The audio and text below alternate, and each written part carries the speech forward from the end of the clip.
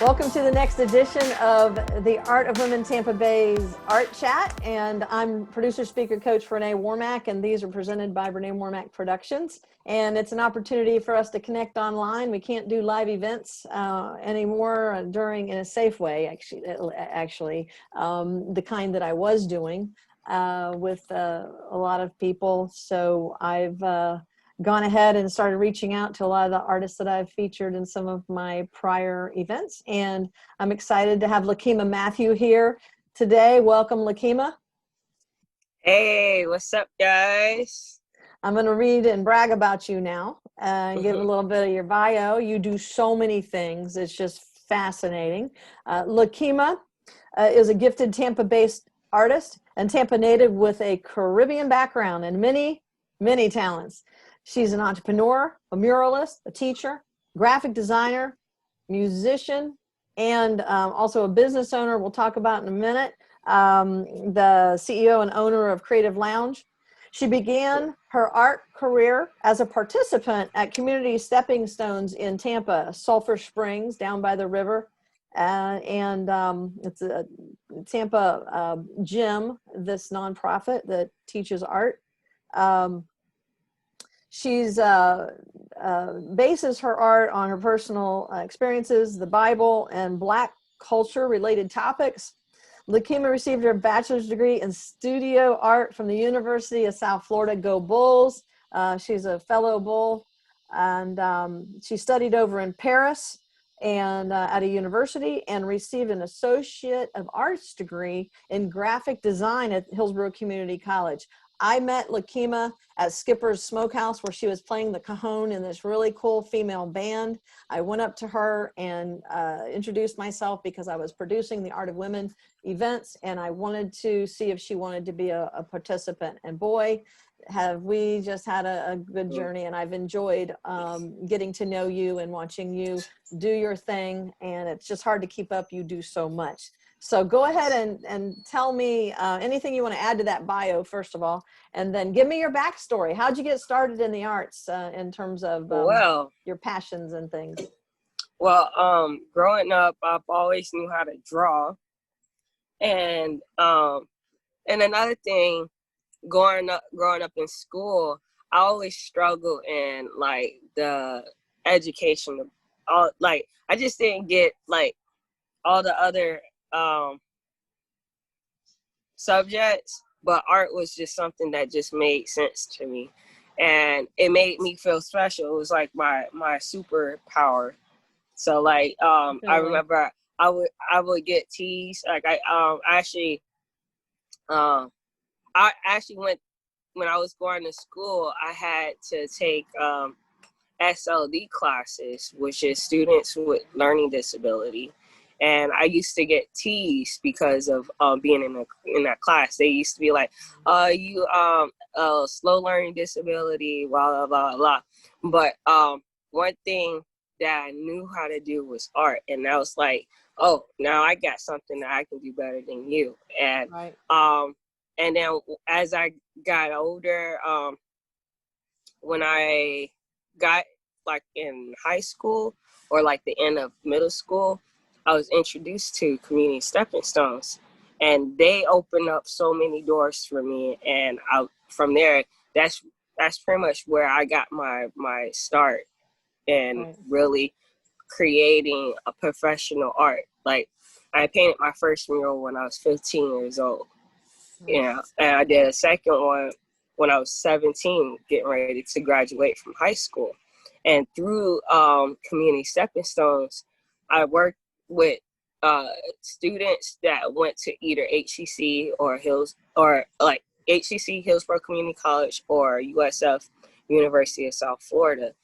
And they're the one that encouraged me that, hey, I can go to school for the arts, because like I personally was like, I'm done with school. I can't wait to be done with school. And when I saw that, I can go to school for the arts, I was like, okay, all right, cool. I could actually go to school and do something that I enjoy doing. And so from there, I just that was the beginning of my my art career. So tell me, that's so fascinating. What a great journey. Hmm. And, I know Community Stepping Stones is really special, and your backstory with them. And I know you've taught there as well. Yeah. I started off as a student, and from a student, I became a teacher mentor, and then from there, they allowed me to spread my wings, and from there, I just kind of took all the things that I learned from there, and they also helped me.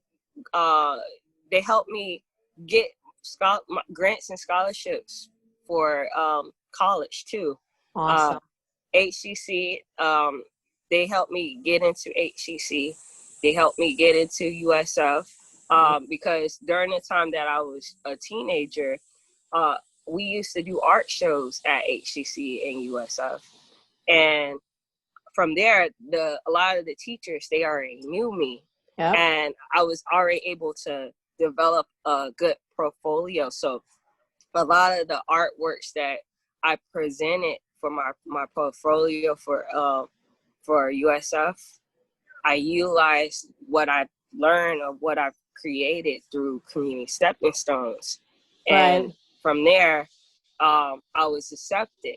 And I was actually more advanced than a lot of the senior graduates. Nice. Yeah, I had a lot more experience in real world art. Sure. Than a lot of the students at USF, and so I was like a wild card. So tell me also, in addition to that wonderful success, you have some overseas experience in Paris. So how'd that happen? Yes. So that around the time, like my last semester at USF, I decided that I've always wanted to travel, and when the opportunity presented itself to do study abroad in Paris, I was like so down to do it. Like originally I was going to be doing it. Originally I was going to be doing it like the semester before, but I didn't have my finances in order, and so by the time I reached like my last semester, I was like, I want this. I really do. I want this so bad. I want this so bad. And so I did whatever it takes. I got all the different, like I signed up for a lot of art grants. Community Stepping Stones jumped in and helped me out. The Sulphur Springs, the Sulphur Springs History Museum, they also contribute to my trip there. And before you know it, like I had enough funds that I didn't even have to do a student loan. I did a student loan just because I did a student loan just in case, like I want to have a little extra funds while I was there. But like even with all the grants and scholarships that I received during that time, I was able to pretty much pay off my whole trip. So after studying in Paris, you came back to America, and then what did you do after those studies? I got an opportunity to do a mural in Osmar. Okay, and I remember seeing you in the newspaper for that. You had a feature in the newspaper, and tell me more about that. So Linda Norris, she was a member of the council there, and the class that one of the classes that I was studying at, originally we had a project to do like a bench proposal for Osmar. And so when I did the bench proposal, I added extra to my bench. I was like, well, I can do your bench and a mural. I'll build a wall. Now I sound like Trump. I'll build a wall and I'll paint a mural on the wall with a bench right here. So like that was like my proposal. But originally they ended up picking someone else for the bench proposal, but then that person didn't fall through. And then they were saying one of the reasons why the main reason why I didn't get picked originally was because the location that I chose was a flood zone. Oh, and I was okay. really like, they really love my proposal, but because I picked the location that was a flood zone, they picked someone else that picked a location that wasn't a flood zone, and they had a nice bench thing. And so we did like a little presentation. It was a class activity project. And so when that student didn't fall through, they hit me up. Linda Norris had hit me up, and she's like, hey, so-and-so didn't fall through, and we really love the idea of getting a mural painted, but it's just the location. We gotta pick a different location. And so they suggested at the band show at the Arios Park. And so from there, that's how it starts. So they set up another day that I was able to do a proposal.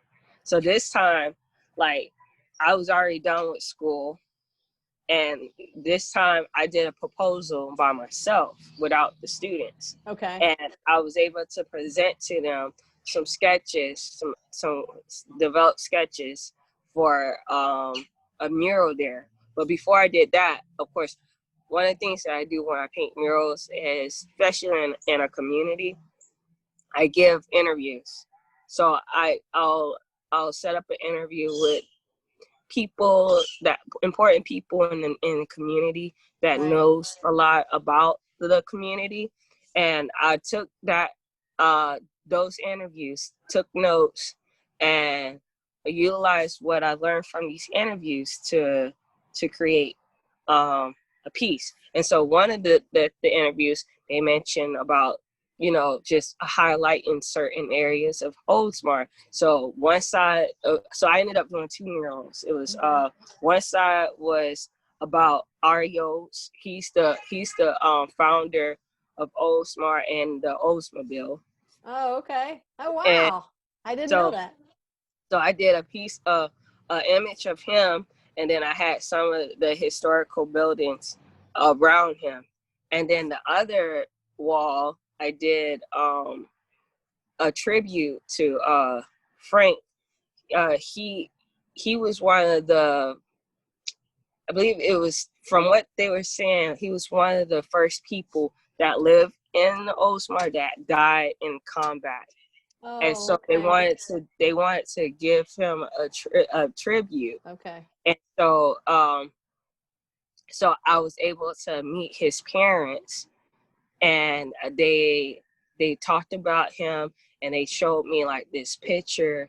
One of the last, he did little drawings and stuff too, and they showed him one of the last pictures that he had created, and I incorporate that in the piece some kind of way. And that was with his hands. It was like hands up, and it was like bird. It was like birds flying, and then that was the core image.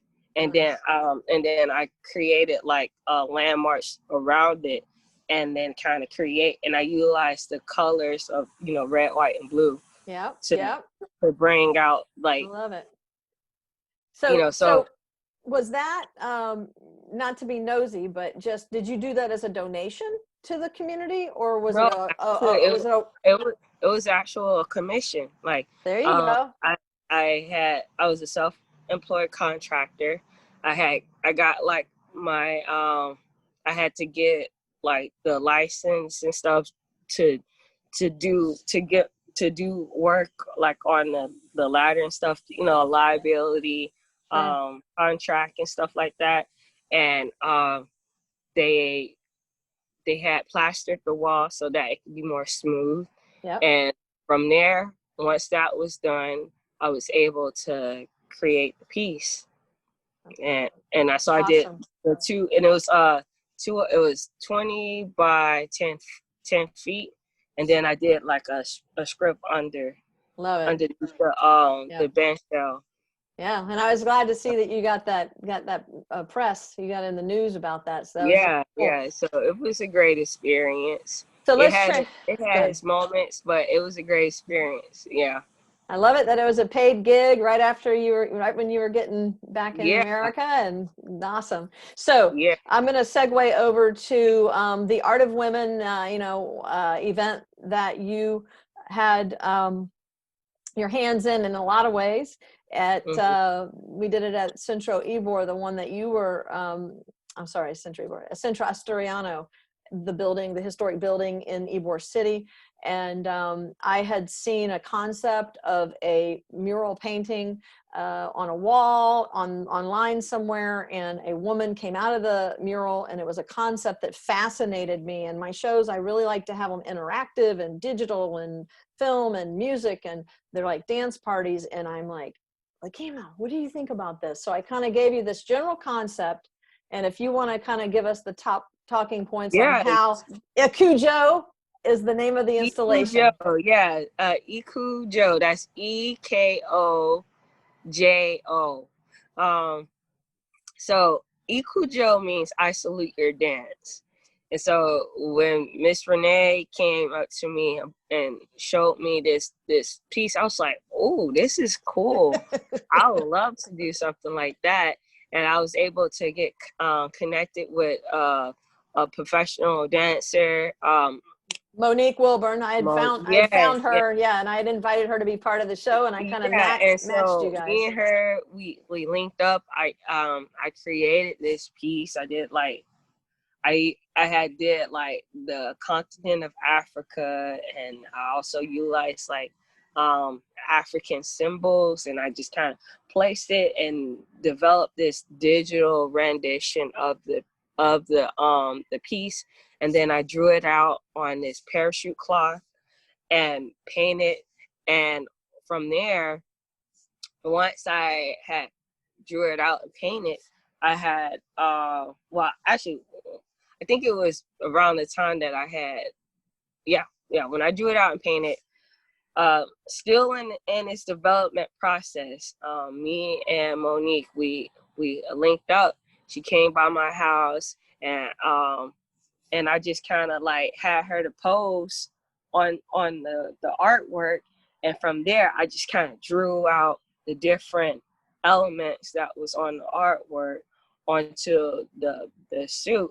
And then when I went to go paint the art, I painted the suit so that when she goes in front of the painting, she'll blend in. Yep. And then when she comes out, it's like a surprise, like, oh, where that person came from, like that. Yep.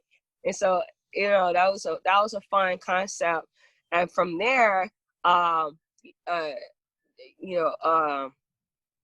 Monique, let me butt in here. Monique choreographed a phenomenal dance that went with that. And the night, and correct me if I'm wrong, but the night of the Art of Women event was the first time we'd actually seen it performed in its full performance, correct? Exactly. So we were our mouths were dropping. It was, you were on the cajon. Now you play the cajon. Let's be sure we get that in there. You had painted the mural. Yeah, I played the cajon. Yep.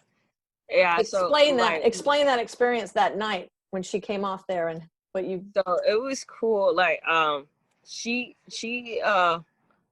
found the music. We had like this African music from Guyana, and so what I did was like I listened to the music, and I tried to and I started practicing to get the sound, because it's like a lot of different instruments. So I was trying to get at least like the core sounds. And so I played the cajon with the music in the background, and she came out of the piece, and she just doing her African thing, and it was just wonderful. You crushed it. You guys crushed it. Great.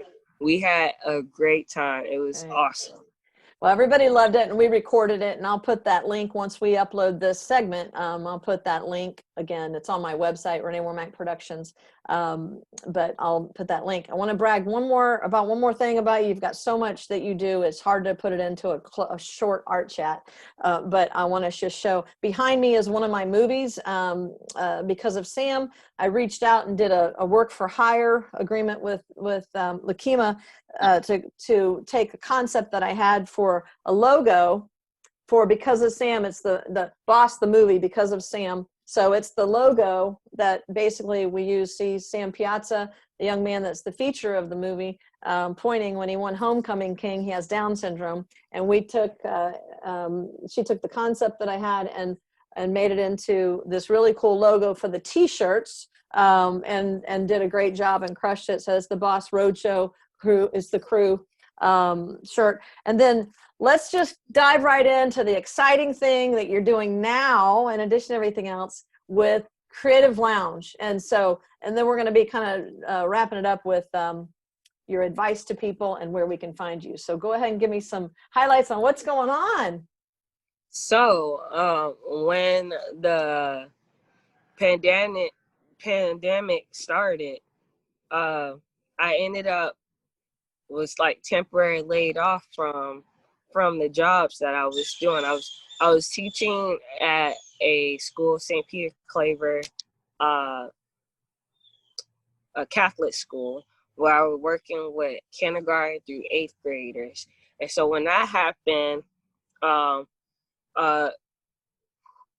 art is important, but it was more so like elective type class. So the main areas that needed to get focused for the kids were like the other stuff. So from there, I communicated with them. I was like, so should I just go ahead and just look for something else to do in the meantime? And I was like, yeah, that'll probably be the best, because we don't know when you'll be able to come back. And so I was like, okay. And then I had another part-time job working at a t-shirt shop, and I had got temporarily laid off from there too.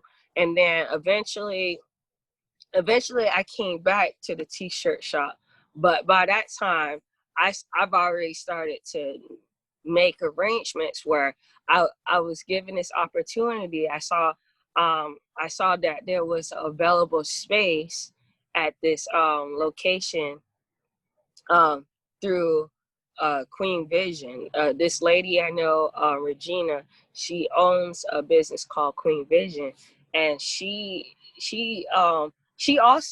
ended up hiring me. One day I actually met her at her store location, and something told me to share with her that I was an artist, and she was like, "Oh, I was looking. I had a Sankofa event that I'm going to be doing, and I was looking to see if I can get a performance.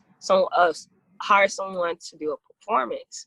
Great. And so during that time, I think Monique, she was in the process of she became pregnant, I believe, and so I had another friend. Her name was Ashley Briscoe. Yep.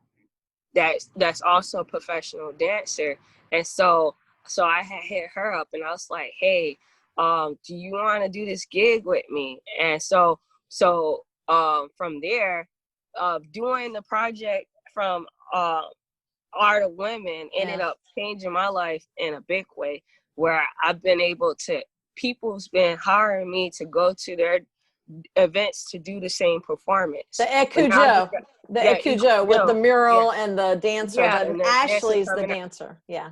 And so now this time Briscoe is the dancer. She go by Briscoe, Brisky Dance, and but anyway, so now me and her, we've been getting these gigs. Actually, we just had another gig for a wedding.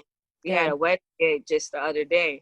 But anyways, I met the lady from Queen Vision, and we developed a good relationship when I started performing for her. And then one day I came by to her shop, and I saw that she was opening up a business space for some of the people that has contribute to her Sankofa events. And I was like, at that time, I was still like struggling, trying to figure out, oh my goodness, how am I pay for these rent, these different bills and stuff, you know, because from the pandemic, when the COVID hit, financially I was struggling, you know. Yeah. And so the money that I had like left, I had to make a decision. Do I want to use this money to just pay a bill just to, you know, be back in the same situation all over again? Right. Or should I take this money and invest it? Right. And so when the opportunity presented itself and I saw that there was a space opening, I told Regina, I said, hey, if you don't have nobody in this space right now, I want to go ahead and put down my deposit today. Nice. And he was like, okay. And I was like, I love it.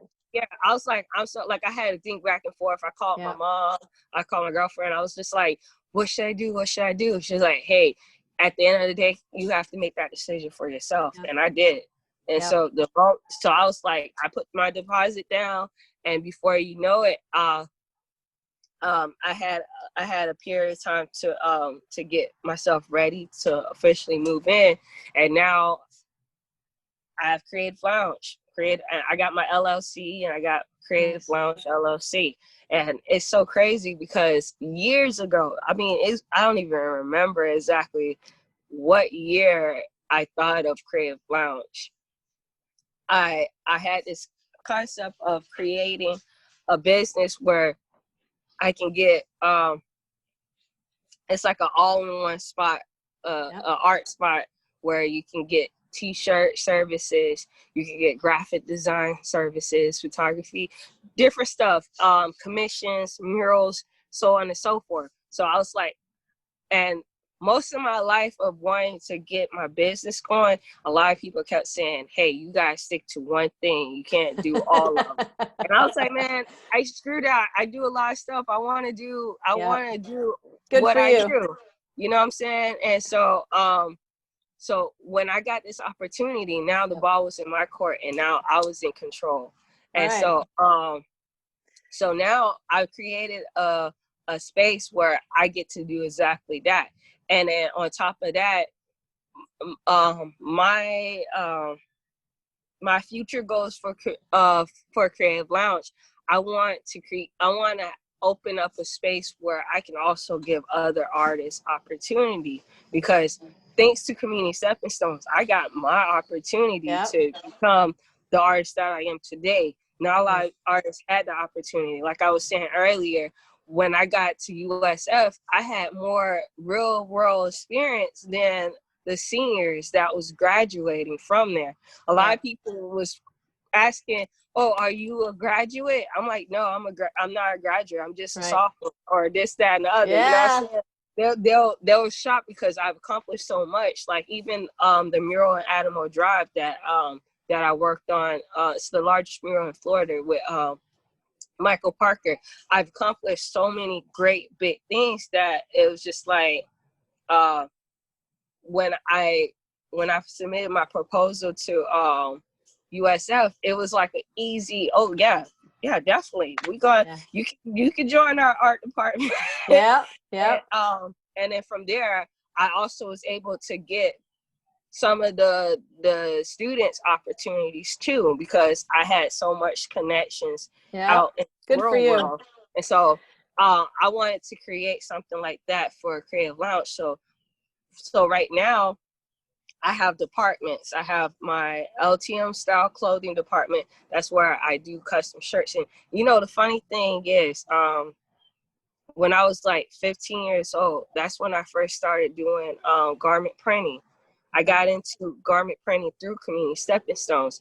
And one of the ways why I was so passionate about doing printmaking or garment printing is because I understood doing a painting, okay, people are going to admire your work and stuff like that, but not everybody's going to be able to afford to buy the piece.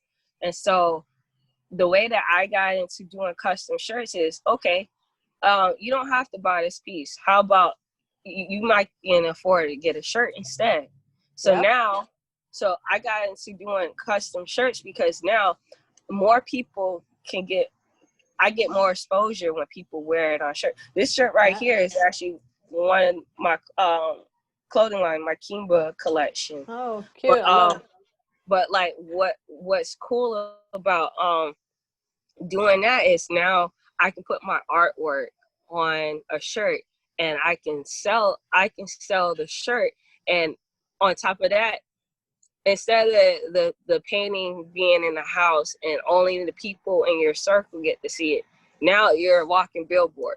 Everybody can see it. Like how you wear your shirt, claim your power. You know what I'm saying? Yeah. It's a walking billboard. It is. That's right. People will ask you, "Oh, what's claim your power?" Now now it's a pitch. That's right. Now you can tell them about your and now it's a networking mechanism. And so I got into that. So I got my LTM style department, and then I have my LTM designs and more department where I can still create something and get my artwork out there. Now I can create a logo. I love it. Like your logo or whatever, even if somebody had, you got your full rights to logo. I know that I took part in the creation of it. And so that's a proud moment for me because now more people can see my artwork. Right. So I got into that. I got to doing graphic design because it was to me, it seemed like an easier way where you can create something digitally, and and then you could get more stuff done when you create it digitally. Versus like if you had to paint every little, you had to draw or paint every little thing that you create. I'm so thankful for graphic design. And then the more part is I'm a muralist. I can do a mural. I can do photography. I can do all types of stuff. I'm just I can offer you all types of services within the arts. And so then talk about painting with the fist. We're gonna have to wrap it up. You're painting with the fist. I'm getting to that point. Okay. And so so now what I am doing so I can still incorporate the arts and gathering, I have my creative lounge events. And so every third Friday of each month, I have a different creative lounge event. And so my very first one was drum circle. I did a drum circle because drumming is what I do. And then the second one was painting with a fist. It's pretty much it's like painting. It's like painting with a twist. I'm sorry about that sound. A little bit of background noise there. So it's painting with. Noise. I'm gonna pause for a little bit. Can you hear me though? Yeah. So painting with a fist. So painting with a fist is basically black art. Like it's I'm creating different art. I'm giving people an opportunity to have a paint party. And so basically I will create an art piece digitally. I'll digitally create an art piece, and then I'll promote it, and then that'll be the painting that we create. And I usually will prep the canvas ahead of time, so then the people that participate will be able to focus directly on the painting process. And so now from the first painting with the fist, a lot of people was like, "Oh man, I'm not gonna be able to make it to this one. Are you gonna have another one? Are you gonna have another one?" And originally I was going to do like an open mic event for September, but then I was like, okay, everybody want painting with a fist, so that's what you getting. And so this month, painting with a fist is gonna be a tribute to Chadwick, the actor that starred in Black Panther. Yeah. And so the piece is going to be Black Panther, half of Black Panther and the other half is Chadwick. Right. And so I decided that I'm going to do this event in dedication of Chadwick. That's special. So tell me a couple, just what's your best one piece of advice to people who have a passion for art, or want to go after their dreams? And then tell me, where can we find your online? Find you. All right. So my advice to you guys is find your gift. What natural thing are you good at that you can get some training, you can learn more, but something that you're passionate about, that you love to do, and do it. Love it. Me as an That's great. artist, art is what I love to do. And even though I struggle in other areas, I found my power. You did. My gift. Oh I yeah. claimed my power. Yep. And I found my gift and I use it. So what I would encourage everybody is, if you have something that you love to do, if you really want to do it, find a way to make it happen. And don't keep waiting. Sometimes you just gotta open up the door yourself. You just gotta kick open and just you know what, and then do the steps that's necessary to do that. Yeah. And that would be my advice, is because for a long time I've always wanted to open my business, but I get so caught up doing things for other people that I forget to take care of myself. And this COVID, it was a blessing. It was a blessing in disguise, really, because it allowed me to clear my mind and understand my worth, and how, okay, instead of relying on somebody else of how I'm going to be able to make it through this stage in life, yep, I'm going to go ahead and I'm gonna make a move. Yep, I love it.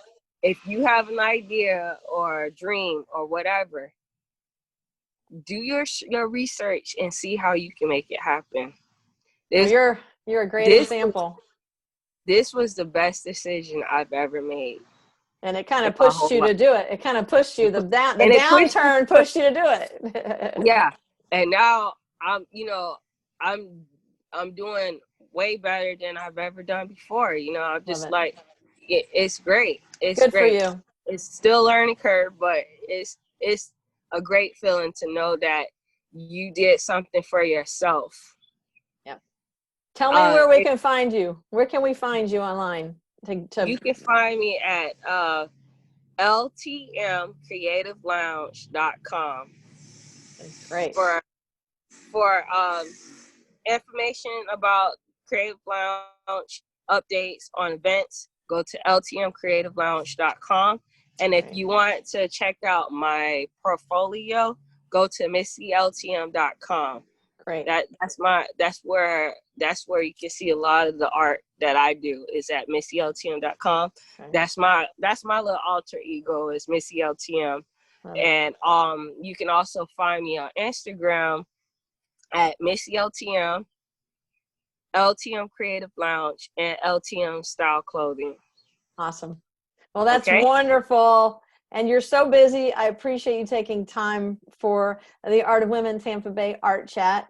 You're phenomenal. I could talk to you all day long, and I miss you. And I hope that when we can do more live Art of Women events. And in the meantime, you keep crushing it over there with your Creative Lounge. And I know you have COVID. You require masks. Oh yeah, and masks you, always. You warn people on their little poster that you tell them that they need to be careful. You're outdoors right now under COVID when you do painting with the fist.